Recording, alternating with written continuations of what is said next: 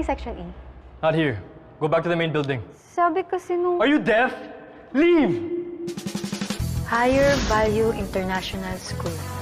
Mula sa araw na to, dito na ako mag-aaral. Kaya mo yan, JJ. Wow! Mukhang mayayaman lahat ng tao dito, ah. Excuse me po. Saan po ito?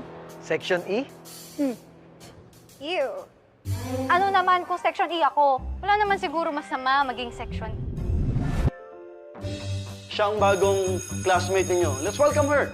Have a seat. Welcome to Section E. Mr. President, wala ka bang questions sa bagong transferee natin? Are you still a virgin? Ikaw, kailan ka mawawala sa mundo? Bakit di ka mauna? Because I'm the one who's gonna make you disappear from this world. Kuya, may alam ka ba tungkol sa Section E? Wala naman talagang Section E nun. Nagkakaroon lang pag may mga students na nagkakaroon ng kaso. Mga pasaway. 3, 2, 1!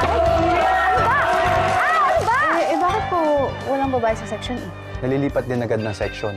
Siguro dahil hindi naman ganun kabarumbado ang mga babae sa school.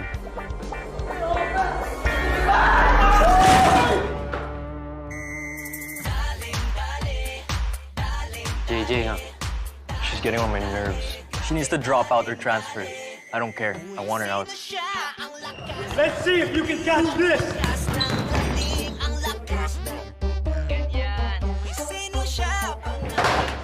This is off limits. Ano meron dyan? May tinatago ka, no? Either you shut up, or I'll make you shut up.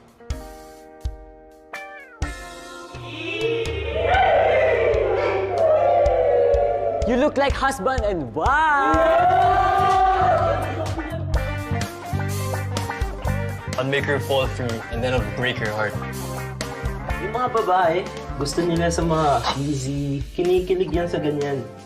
Aray! Pag ako naging Voldemort dito, alam mo dapat... Hold still.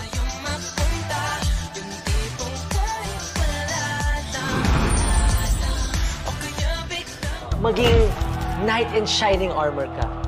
O kaya gamitan mo ng push and pull method. Minsan, magiging sweet ka, tapos biglang wala kang interest. I swear, hanap-hanapin yan.